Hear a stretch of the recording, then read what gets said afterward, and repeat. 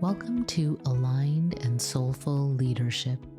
My name is Kavita Milwani, and I empower soulful, multicultural women of color to opulently shine their light without the hustle.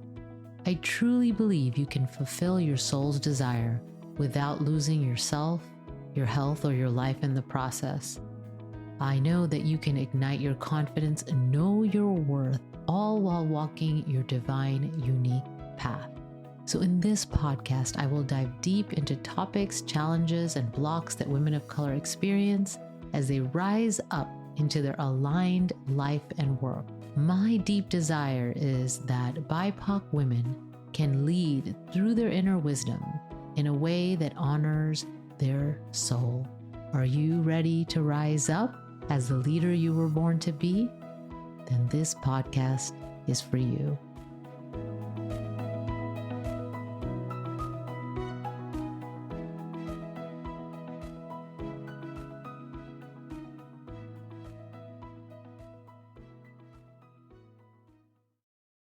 Do you know what you want? So when I ask you that question, what comes up for you?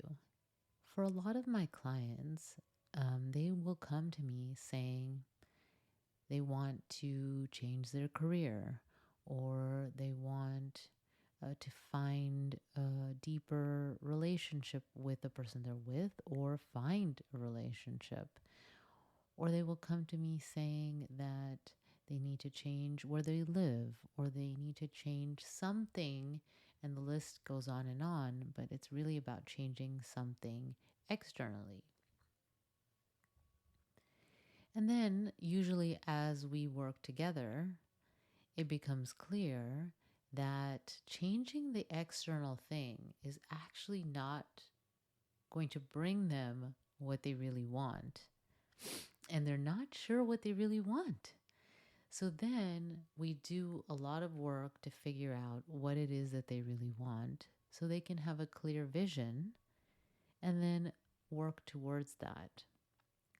And that doesn't happen overnight, especially for a lot of my clients who have grown up in homes where individuality, discovering who you are, what you want to be, what are your interests, and just really that exploration is not encouraged because they come from families of immigrants. And so oftentimes there's a mentality of survival. What is the most practical thing to do? What is okay to do? And that influences their idea of how they should live in the world and how then they should behave and what's okay. And so this is the conditioning. So in this episode, I want to talk more about your vision and how do you get to what you really want? And I'm going to go a little bit deeper into this conditioning so you can understand that conditioning may be impacting what you think that you want, okay? And so let's start there. So the conditioning from childhood. So our conditioning is, a lot of it is subconscious. So we have the subconscious conditioning that is come through, and usually by the age of around 7 or so, is a lot of that is in our brain and it impacts our behavior. And we often don't have memories before that, or very few memories. And so we really don't know how our conditioning impacts how we show up in the world, our personalities, impacting how we treat others, our perceptions. And so how do you get to that? That's through subconscious work, right? And so to get to that conditioning, and it's really not necessary to know everything that we've been kind of conditioned to believe. And it's really important to look at what's happening in our lives now and go and follow that thread and see what it points to in that conditioning. And that's a lot of the work I do with Jungian coaching. I love doing that deep work with the subconscious, the conditioning from childhood, and So that is a way to uncover some of that, and so that you can choose differently and move forward, right? So that conditioning, whether you choose to do that work or not, does impact how you show up. And then you add to that your culture, okay? So there is the broader culture of where you live, and that may be different from different cities, different countries, and even different areas and cities have a little bit of a different culture, right? Like these subcultures. And then also it is, if you are coming from a different country, the influence of that culture. Okay. And so oftentimes immigrants want to preserve that in some way, shape, or form. So they will tend to socialize with people that are from similar cultural backgrounds so that they can preserve the culture, whether that's consciously, and also because they just feel more comfortable being around people that are similar to them. And so then if you add in the idea of acculturation, right, which acculturation is, according to the Merriam-Webster dictionary, which I'll have a link available, is the when a person acquires the culture of a society.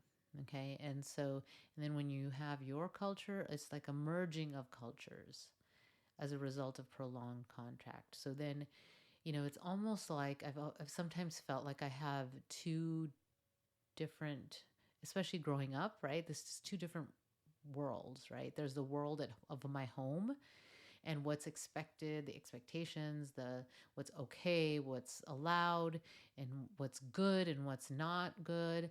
It doesn't always match the broader culture that I would live a lot of my life in, like in school or university or work. And it's like this kind of balance that's often imbalanced.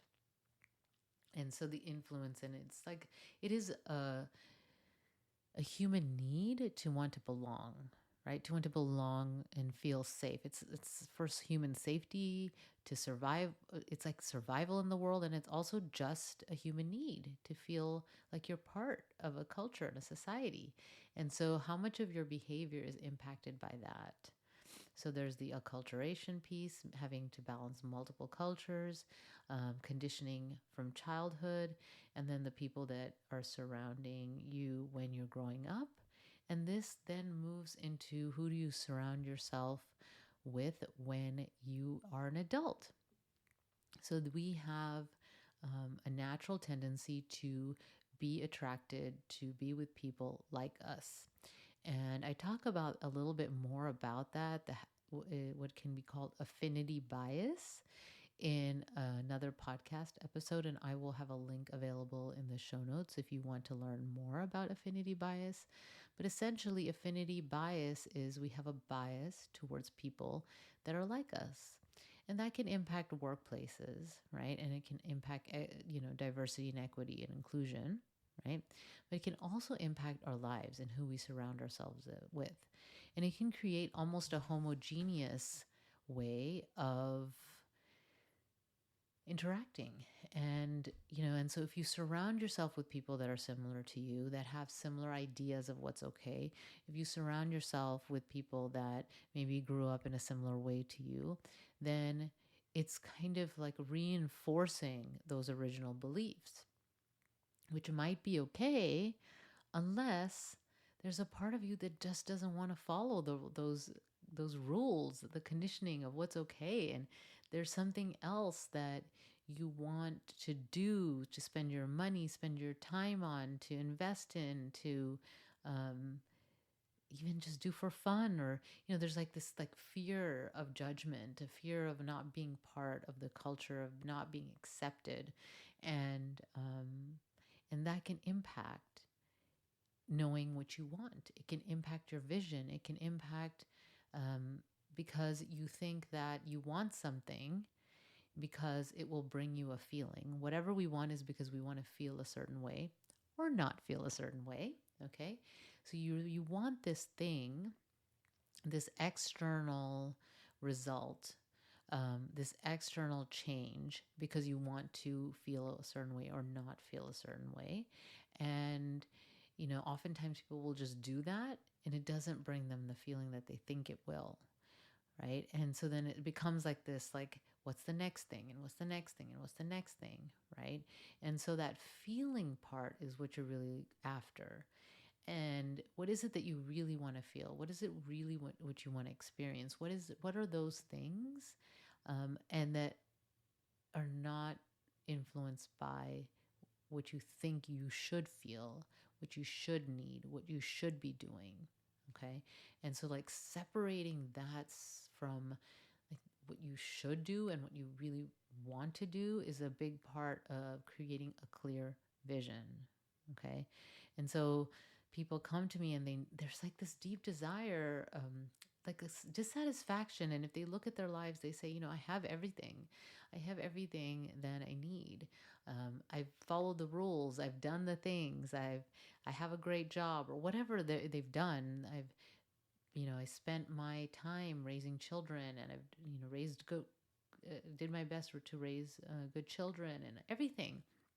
And there's still a sense of like this thread of like dissatisfaction that they just can't seem to know what that is. And so like then it goes to that external of I need to go and change all these things in their lives, right? And so the real work is the inner work. The real work is to go deeper. The real work is to go into the unconscious. The real work is to go to the conditioning, right? And let's really go into that and see what's there, see what we can uncover, and really own what it is that you want. Okay. And so another piece that can impact a lot of my clients are of Asian American descent or Asian American Pacific Islander. And this group of people is considered a model minority. There's a big stereotype for Asian Americans, right? And some of the things that are part of that stereotype are Asian Americans are good at math, science, and technology. They're wealthy, hardworking. They're, living the American dream, submissive, obedient, uncomplaining, spiritually enlightened, and never in need of assistance. Okay. So there's a sense of like needing to be fit into all these things, but no one is all these things. Right. And even within the Asian American cultures, because there are multiple, within those there are differences. And what is and also differences in the individuals that decide to leave their country of origin and move to another country and establish a new life. What does that bring with that too, right? So there's so much pressure that can come with being this model minority stereotype, right? With fitting into it. And, sometimes that expectation is not just from it's from the people within your culture, but outside your culture too, right? And so, it's like, why are you majoring in art? Okay. Or, they're assuming that you're going to do something like medicine, engineering, comp sci, like things like that. And when you're like doing something that is not like that, like art or journalism or coaching or psychology, which, is not as accepted, that can be looked down upon. And that's choosing something that goes against the grain of what's expected, right? And so I remember, I have gone through a lot of resistance to going down this path. And, I kept choosing different things and thinking that that's where I'm meant to be. But it was just something that wasn't fully there because I wasn't aligned with it. And until I was aligned and really clear, then taking the action, right, towards what I want and making that and owning it, that is the part that creates that alignment into what I'm meant to do, right? So there's a sense of, right, that pressure. And so you have this kind of pressure from your family because they've made the sacrifices in order for you to be able to have the opportunities that you have. And there's a sense of like this needing to have a level of success. And what is defined as success, right? Is it that financial success, having that title, having living in a certain area, having your kids go to certain schools? Like there's all these expectations that we put upon ourselves, especially if we surround ourselves with those people that have come from similar cultural backgrounds. And what does that do? That creates confusion if that's truly not what you want in your life, what you want to experience, what you want to feel, right? So I'm not telling you not to have friends like that, not to surround yourself with that. What I'm saying is separate what is the influence from that and what you truly want to feel and do, right? And if it matches, great, but it's a conscious choice, okay? And so that all of these things cloud the vision, cloud what you really want. So I help people with this, as I mentioned, with the Jungian coaching. And I'd love to connect with some of you that are hearing this and you're hearing yourself and you are ready and you're ready to move forward in with alignment. Okay. And I'll have a link available to do that. And I want to give you a few tips to get started into uncovering what it is that you really want. So, one tip is to look at yourself and when you're feeling some jealousy or envy. Are there people that you look at what they're doing, what they're experiencing, and you feel some jealousy or envy? Now, some of that is comparison, and some of that comes from um, what is presented to you maybe and not the full reality. So this is, take this with a kind of grain of salt, right? It's just a starting point to start to see like what is it that you think that they're feeling that you want to feel, that they're experiencing that you want to experience. Okay, so that's one of the ways to kind of start to uncover what you really want, what's in that real vision. Okay, the second tip is to think about your childhood as much as you can and see what were the things that you enjoyed doing. Like you could do for hours without being interrupted. What were some of those things? Now, if some of those things were creative pursuits, that doesn't necessarily mean, okay, now your career needs to be creative, right? I'm not saying that. So I'm just suggesting that you use these as ways to start to uncover, right? To start to create some kind of picture of that, what you really truly want, that was not as influenced by all the things that I mentioned, right? And finally, what are you drawn to learn about? Like, what do you read naturally? What books do you like to read if you read? What audiobooks do you listen to?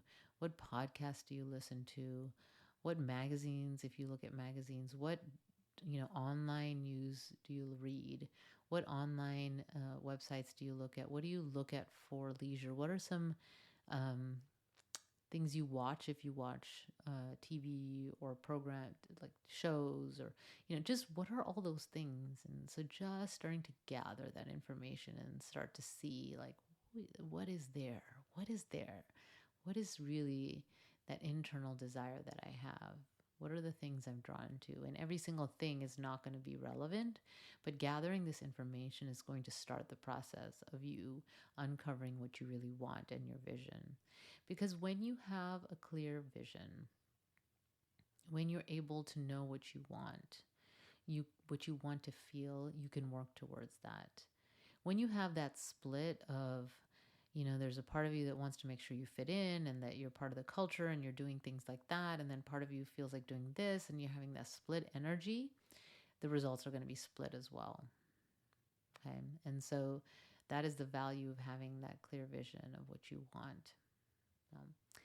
And that can come over time, especially if you've gone through years of being following the conditioning. So be kind to yourself and allow it to unfold as it's meant to. So, recap. Today, I talked about how the unconscious, your conditioning, impacts your vision.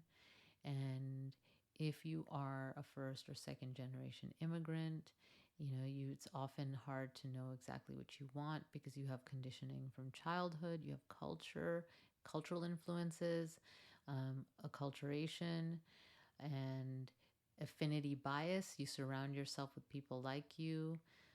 And with that is this idea of what is okay, what is not okay to do, to invest in, to spend your time and energy on. And there may be a part of you that's feeling a sense of really deep dissatisfaction and wants to do something different, but it's not sure. And then further playing into that is the idea of the model minority, that a lot of Asian Americans have this stereotype that puts more pressure on them. And then I just went briefly into some ways for you to uncover what's in the unconscious, like what you really desire. And I mentioned that the Jungian coaching is a way to uncover the conditioning so that you can have a clear vision. And if you want to start working on that on your own, start looking at people that are doing things that you may feel some jealousy or envy, looking at things from your childhood you enjoyed doing, and what you're naturally drawn to consuming, listening to, watching, reading. And so I'd love to hear from you. You can book a session with me, and we can start to talk about this further, and see how we can start to uncover that vision. Or just write to me and let me know. I'd love to hear from you and see what you received from today's episode. And even if you want to share, like, what are some of the things that you're drawn to and you wish you could do, right? I'd love to hear that. So in the meantime, take good care. Until next time, bye. Thank you for joining me for Aligned and Soulful Leadership. I was inspired to start this podcast as a way to empower women of color to rise up into their aligned leadership. Remember, I will have all the resources I mentioned during this episode available in the show notes at alignedandsoulfulpodcast.com. I'm your host, Kavita, and if you enjoyed this podcast, please tell your friends. And if you haven't received my free abundance meditation and exercise, then go to alignedandsoulfulleadership.com and subscribe to my newsletter, and you will receive this powerful visualization and exercise to ignite your abundant life. Thank you. Until next time, take good care. Bye.